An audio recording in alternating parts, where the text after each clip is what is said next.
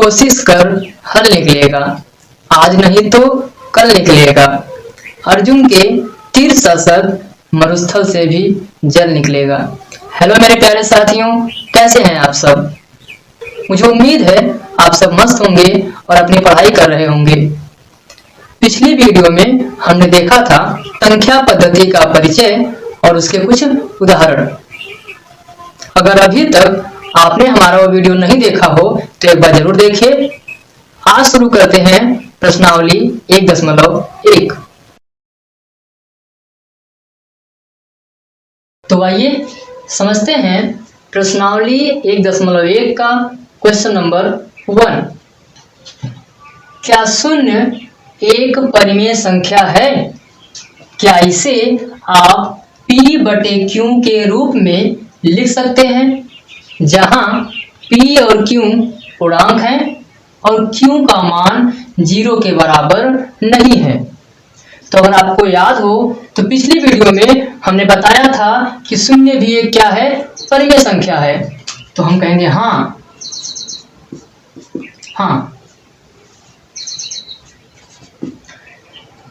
शून्य एक परिमेय संख्या है। आगे, क्या इसे P/Q के रूप में लिख सकते हैं, जहां P और Q पूर्णांक हो? इसे P/Q के रूप में लिखा जा सकता है। तो हमने कहा हाँ, शून्य एक परिमेय संख्या है, इसे P/Q के रूप में लिखा जा सकता है। देखिए 0/1 कर सकते हैं, इसके आप /2 भी कर सकते हैं, 3 भी कर सकते हैं, सबकी वैल्यू 0 ही आएगी। आप माइनस भी कर सकते हैं। ये रहा पहले क्वेश्चन का सॉल्यूशन। हाँ, शून्य एक परिमेय संख्या है, इसे P/Q के रूप में लिखा जा सकता है। 0/1, 0/2, 0/3 या फिर माइनस संख्याएं भी आप अपॉन में लिख सकते हैं। उसका आंसर क्या आएगा? 0 ही आएगा।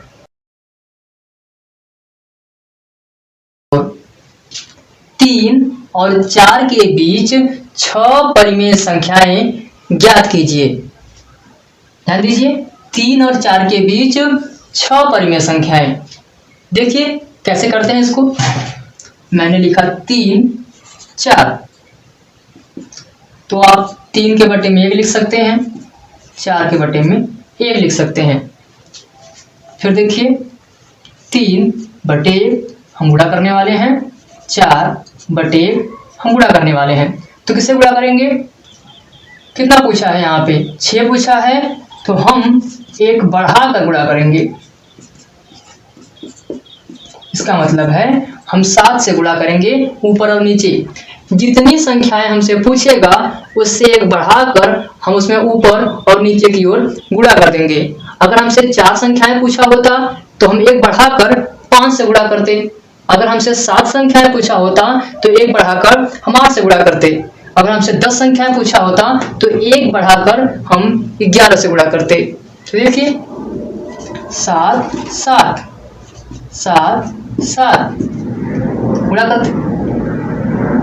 7 त्रिका 21, 7 एकम 7, 7 चौक 28, 7 एकम 7। आप देख रहे हैं हमारे पास 2 संख्याएं मिलकर आ गई, 21/7 और 28/7। अब हमारी 6 संख्याएं इन्हीं 2 संख्याओं के बीच में है। देखिए 21, 28, ध्यान से देखिए। 21 के बाद क्या आता है? 22/7, 23/7, 24/7, 25/7, 26/7, 27/7। ये रही हमारी 6 संख्याएं जो 3 और 4 के बीच में होंगी। चलिए आगे बढ़ते हैं सवाल नंबर 3 की ओर। 3/5 और 4/5 के बीच 5 परिमेय संख्याएं ज्ञात कीजिए। अभी हमने आपसे बोला कि जितना नंबर हमसे पूछेगा उसमें एक बढ़ाकर उसी नंबर से इनमें गुणा कर देंगे। तो देखिए 3/5 और 4/5, 3/5 हम गुणा करने वाले हैं, 4/5 किससे गुणा करेंगे? हमसे 5 संख्याएं पूछा है तो हमें बढ़ा देंगे उसमें 6, तो हम गुणा करने वाले हैं 6 से, 6 6 6 6, 6 त्रिक 18, 6 पंजे 30, 6 चौका 24, 6 पंजे 30।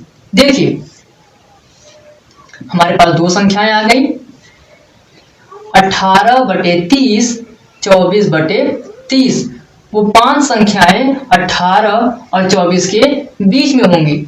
लिखते हैं 19/30, 20/30, 21/30, 22/30, 23/30। ये रही हमारी 5 संख्याएं जो 3/5 और 4/5 के बीच में स्थित हैं।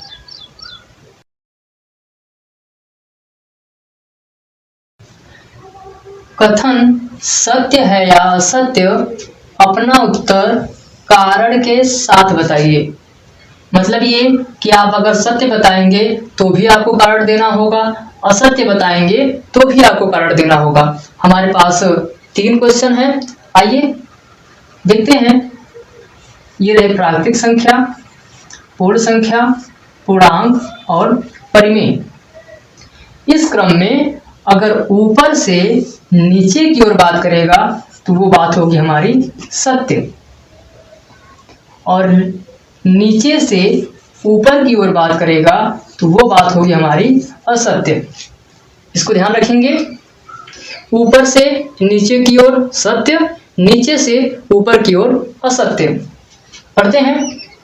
प्रत्येक प्राकृतिक संख्या एक पूर्ण होती है। प्राकृतिक पूर्ण, ऊपर से नीचे की ओर, तो बात क्या होगी हमारी सत्य। हम कहेंगे ये कथन सत्य है। प्राकृतिक संख्याएं 1 से जाती हैं अनंत तक, पूर्ण संख्याएं 0 से शुरू होती हैं जाती हैं अनंत तक। तो सभी प्राकृतिक संख्याएं पूर्ण संख्याएं के अंदर आती है, ये बात सत्य है। तो क्या लिखेंगे हम कारण में? क्योंकि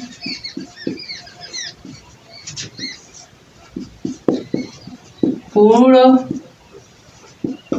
संख्याओं के संग्रह में सभी प्राकृतिक संख्याओं का समावेश होता है। तो हमने क्या लिखा? ये कथन सत्य है। क्यों? क्योंकि सभी पूर्ण संख्याओं के अंदर सभी प्राकृतिक संख्याएं आ जाती हैं। आप यहाँ देख सकते हैं। आगे बढ़ते हैं सवाल नंबर 2 की ओर। प्रत्येक पूर्णांक एक पूर्ण संख्या होती है। आते हैं, देखते हैं इसको। पूर्णांक पूर्ण, नीचे से ऊपर की ओर, तो बात क्या होगी हमारी असत्य। तो हम कहेंगे ये कथन असत्य है। अब क्यों, वो जानिए। पूर्णांक के अंदर धनात्मक संख्याएं, ऋणात्मक संख्याएं और शून्य का समावेश होता है, परंतु पूर्ण संख्याओं में ऋणात्मक संख्या नहीं होती। हम कारण लिखने वाले हैं। पूर्णांक संख्याओं में ऋणात्मक संख्याओं का समावेश होता है, परंतु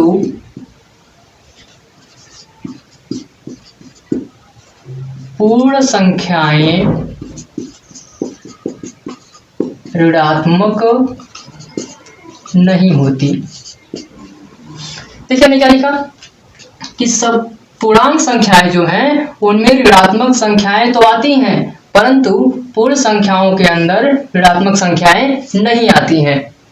बढ़ते हैं आखिरी क्वेश्चन की ओर। देखिए, प्रत्येक परिमेय संख्या एक पूर्ण संख्या होती है।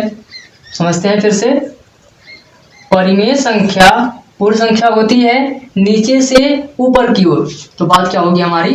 असत्य। क्यों असत्य होगी? जानिए।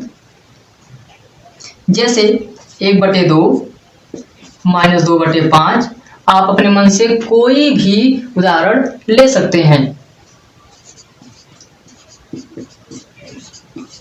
ये परिमेय संख्या है, परंतु पूर्ण संख्या नहीं है। मतलब आप देख सकते हैं यहाँ पे आप कोई भी उदाहरण लीजिए और बताइए कि ये परिमेय संख्याएं तो हैं, ये P/Q के रूप में लिखा गया है, परंतु यह पूर्ण संख्याएं नहीं है। मुझे उम्मीद है कि आपको प्रश्नावली 1.1 समझ आया होगा। अगर आपने इस वीडियो से कुछ सीखा हो तो इसे अपने दोस्तों से शेयर जरूर करें। मिलते हैं अगले वीडियो में।